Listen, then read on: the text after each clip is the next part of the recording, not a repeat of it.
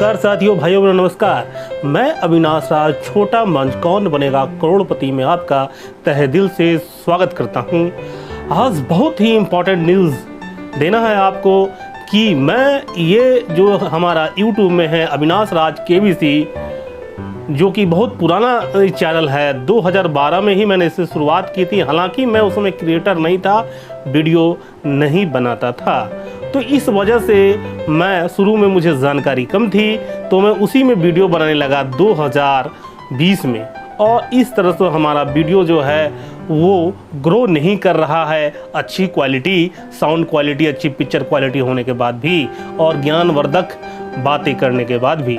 तो आपसे मैं अनुरोध करता हूं कि मेरा जो है अविनाश राज KBC दूसरा चैनल, जिसे मैं ज्वाइन किया हूं 2020 में, आप प्लीज़ सब्सक्राइब करें और उसे लाइक करें और उसके बेल बटन का आइकॉन को प्रेस करें, क्योंकि हमारी नई वीडियो जो है अब अविनाश राज KBC दूसरा है, उसमें मैं हो सकता है कि आगे जाके अविनाश राज छोटा KBC कर दूं।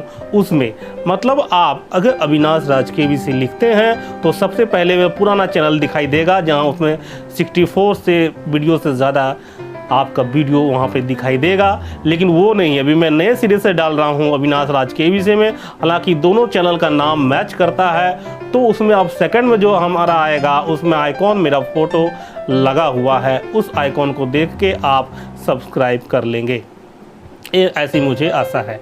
तो मैं आज सबसे पहले आपको आज कोई क्वेश्चन नहीं पूछता हूँ, तैयारी करने के लिए एक मार्गदर्शक के रूप में आपसे साझा करना चाहता हूँ कि बहुत सारे लोगों को अलग अलग सब्जेक्ट में कठिनाइयाँ होती है। जैसे किसी को इंग्लिश का प्रॉब्लम होता है या किसी को मैथ का प्रॉब्लम होता है।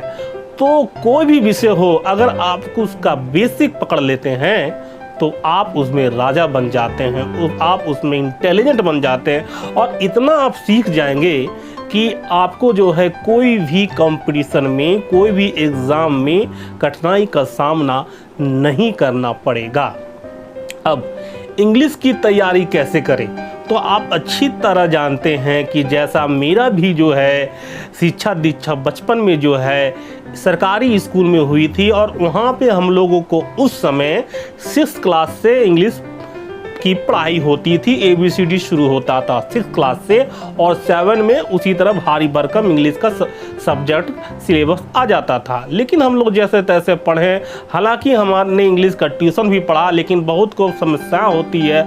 मेरे भैया हमको पढ़ाते थे, ट्यूशन पढ़ाते थे मैथ का, और फिर इंग्लिश का बाहर ट्यूशन देते थे, मैथ का भी ट्यूशन देते थे, तो बहुत को प्रॉब्लम होता है। हम लोगों ने भी कठिनाई से पढ़ा है, मैंने भी ट्यूशन पढ़ाया है। तो सबसे पहले आप क्या करें कि एक जो है पहली क्लास की एक बुक्स उठा ले इंग्लिश का, ठीक है, वो 1 महीना में ख़त्म कर दे। क्योंकि आप बड़े हो गए हैं, कंपटीशन की तैयारी कर रहे हैं, तो इस तरह जो है 10th क्लास तक जो है 10 महीने में आपका ख़त्म हो जाएगा, तो उससे इंग्लिश आपका पूरा हो जाएगा। और उसके बाद ऑक्सफोर्ड का इंग्लिश ट्रांसलेशन है, इंग्लिश ग्रामर है, ये बुक्स पढ़ सकते हैं। लेकिन आप जो है पहली क्लास से शुरुआत करें और आप इसमें जो है शर्माएं नहीं, क्योंकि आपको पूरी तरह से बेसिक से सीखना है। और उस तरह कॉन्वेंट स्कूल से, जो बड़े बड़े स्कूलों से पढ़कर इंग्लिश में मतलब टाई करते हैं, तो उससे आप अपना मुकाबला कर सकते हैं दोस्तों। उसी तरह जो है मैथ का, गणित के बारे में बोलना चाहूँगा कि मैथ के सीखने की तो उम्र तो बचपन से होती है, लेकिन अब भी सीखा जा सकता है। हालांकि इंग्लिश को सीखने की उम्र कोई सीमा नहीं होती है, वो बुढ़ापे में भी सीखा जा सकता है। लेकिन मैथ को भी अब चाहे तो सीख सकते हैं, क्योंकि दिमाग कभी बूढ़ा नहीं होता है। अगर बूढ़ा होता तो साइंटिस्ट 80 साल 75 साल में जो है अपना आविष्कार नहीं कर रहे होते, ठीक है। तो आप मैथ किसी तरह की आप बात कीजिए तो पहली क्लास से मैथ का किताब उठाइए और 10वीं क्लास तक जाइए, फिर 11वीं तक जाइए, 12वीं तक जाइए। हालांकि उसको आपको जाने की जरूरत नहीं होगी, 10वीं क्लास का स्तर तक मैथ आपका अच्छा हो जाएगा, तो कंपटीशन के सारे मैथ के सवाल जो है बन जाएंगे आपको। तो हमने कहा, क्या कहा कि पहली क्लास से लेकर 10वीं क्लास तक का मैथ का बुक आपको पढ़ना है, और इंग्लिश के लिए जो है पहली क्लास से 10वीं तक या 11वीं 12वीं पढ़े तो आप और स्टैंडर्ड बढ़ जाएगा आपका।